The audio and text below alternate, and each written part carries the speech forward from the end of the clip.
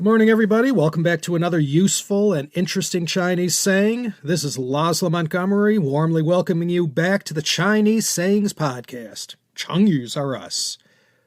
For this week's offering, coming off the heels of Sima Hui, the Hao Hao Xianshang, we're back with an oldie from the golden age of Chinese sayings, the Zhou Dynasty, 1046 to 256 BC.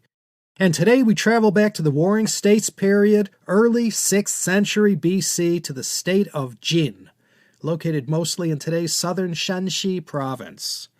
And it's specifically during the time of Duke Jing that this story takes place. There were two other Duke Jings of Jin, but they were a different tone and different characters.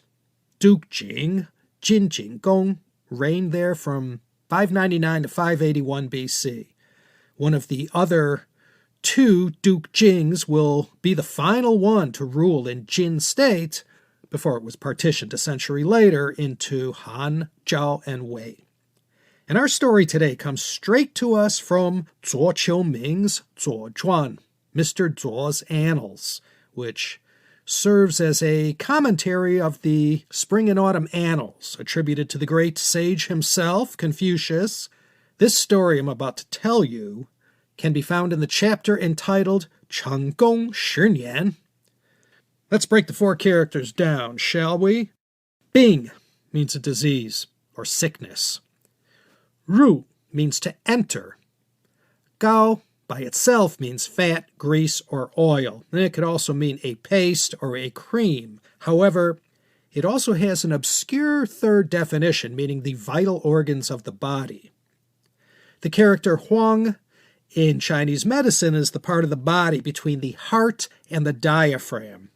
I'm not sure about today, but back in days of yore, if you had cancer or any serious ailment in this critical layer in your abdomen, it was curtains for you.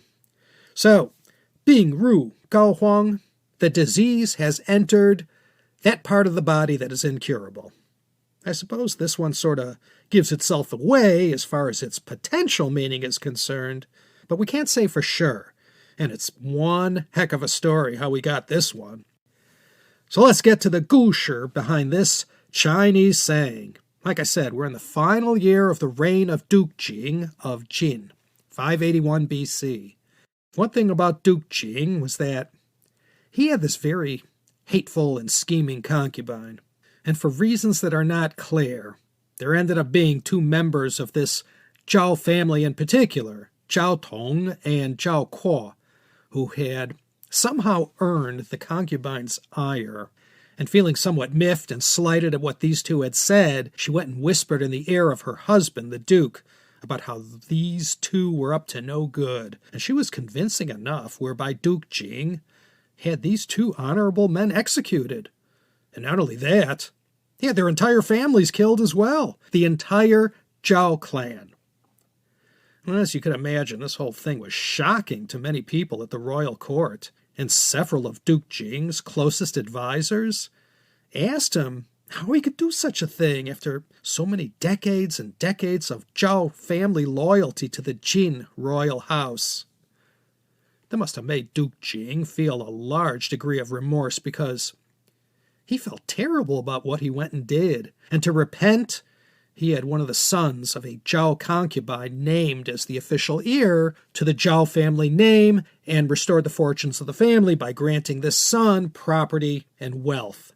And in so doing, Duke Jing assuaged his guilt about what he did, exterminating the entire Zhao clan.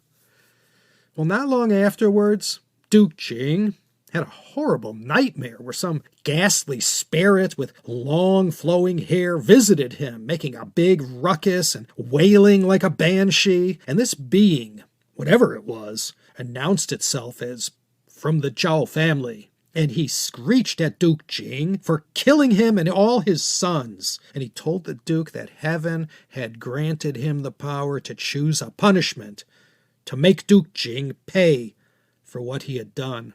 The following morning, when he awoke, Duke Jing had his people summon the royal shaman or witch doctor to interpret what in the heck was the meaning of this horrible nightmare and what actions he should take in the face of such threats. The witch doctor arrived on the scene, and as Duke Jing began to recount his memories of the nightmare, this shaman, or Wu, held up his hand to interrupt Duke Jing. And then the witch doctor airily recounted in the minutest detail what the Duke had dreamt that night. The Duke cried out, asking, "What does this mean? How can it be interpreted?" The shaman just looked at him and replied, "You will not live long enough to taste the first harvest of wheat next year." Duke Jing pleaded with the shaman for more insight and advice on what he should do, but this shaman had nothing further to say. And not very long afterwards, Duke Jing began to feel quite ill and knew something was wrong. The next state over to the west of Jin was Qin. Qin State was mostly in and around Shanxi province. They had some doctor of repute there who Duke Jing invited to his palace to examine him. So he arranged for this doctor to come to the Jin capital in southern Shanxi to find out why he was feeling like he was. So this doctor rode east towards the capital, and the night before he was scheduled to arrive, once again, Duke Jing had another horrific dream. This time he was visited by these two bizarre and mischievous childlike spirits. And as they circled the sleeping Duke Jing, one said to the other, "Brother, our host is sending for a good doctor who will do harm to us. He is soon to arrive. How shall we escape him?" The other one grinned malevolently and suggested, "How would you like to hide with me deep in the membranes above our host's heart?" This was met with a knowing smile. No one would find them there. The morning after, Duke Jing awoke, shaken from his dream and not knowing what it meant. That same day, the renowned doctor from the state of Jin arrived and was immediately taken to see Duke Jing. Upon examining Duke Jing, the doctor sighed and said, "There is nothing I can do. The disease has penetrated so deep that it is lying in between the membrane above your heart. Neither acupuncture needles nor surgical tools will be able to reach it, and it is too potent for any pill or medicine." He uttered those four characters, Bìng Rù Gāo Huāng. The disease had entered his Gāo Huāng, that part of the body which, if afflicted, could never be cured. Well, not back then, anyway. And with that strange and terrible dream still fresh in his memory, Jin Jing Gong knew the doctor was right. So he sent the doctor away and amply compensated him for his troubles.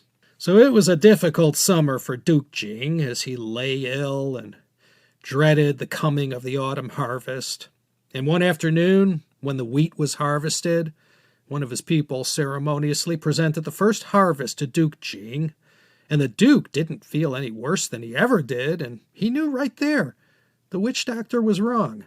He said I'd be dead before I could partake of the next wheat harvest. Now, it's here, before me, and for nothing I've been stressing out about this. The Duke clapped his hands in delight and called for the witch doctor at once.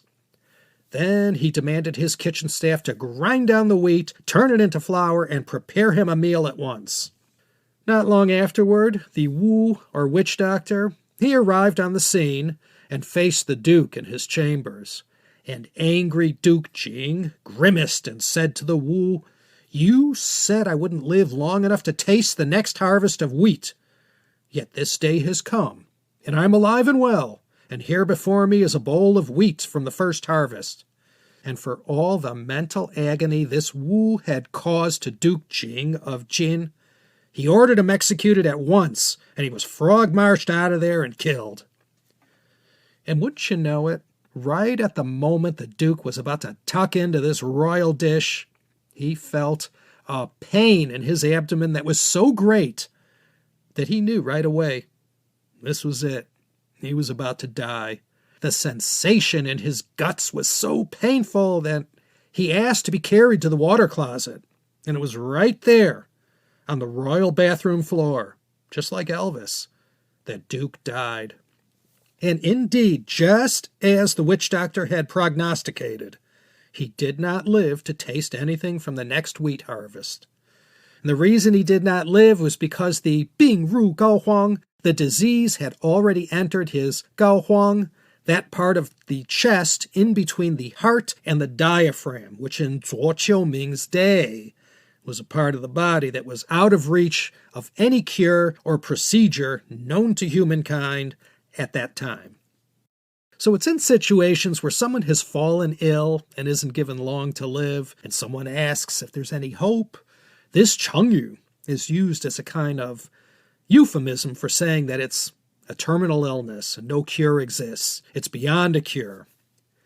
But there's another way this idiom could be used, in a less mortal way to humans. Let's say that your life isn't in danger, but you find yourself in a hopeless situation. Bìng Rù Gāo Huāng, nothing can save you. Your goose is cooked. If some information or damaging images were released on social media that incriminates someone or a company, no matter how they try to contain it, forget it. Bìng Rù Gāo Huāng, nothing you can do. It's too late. The damage is done, and whatever's going to happen will happen. Things are beyond repair. The poison is too deep. There's no rectifying the situation or saving the relationship. If relations between countries or between certain ethnic groups get so out of hand and acrimonious that no amount of contrition or diplomatic negotiations can save it, give up. It's over between those two. Bìng Rù Gāo Huāng, it's beyond the point of salvation and nothing can be done to make it better. So no matter whether you're using this saying in the context of a fatal illness or in a hopeless situation where nothing can save you, Bìng Rù Gāo Huāng, the disease has penetrated the Gāo Huāng, that part of your anatomy where you don't want to experience any dreaded disease. I hope no one ever has to use this one anytime soon, but just the same, you might hear someone else utter this one day. So now you're completely wise to the story behind this great chengyu that, as I said, comes to us direct from the chronicles of Zuo Ming, known as the Zuo Zhuan. Once again, we salute wonderful Emma, working all hours of the night in the Teacup Chengyu Yanjiu Zhongxin in Edinburgh. Thank you, Emma. And on behalf of everyone here at the main office in Los Angeles, California, this is Laszlo Montgomery wishing y'all the very best and inviting each and every one of yous to come back next time for another exciting episode of the Chinese Sayings Podcast.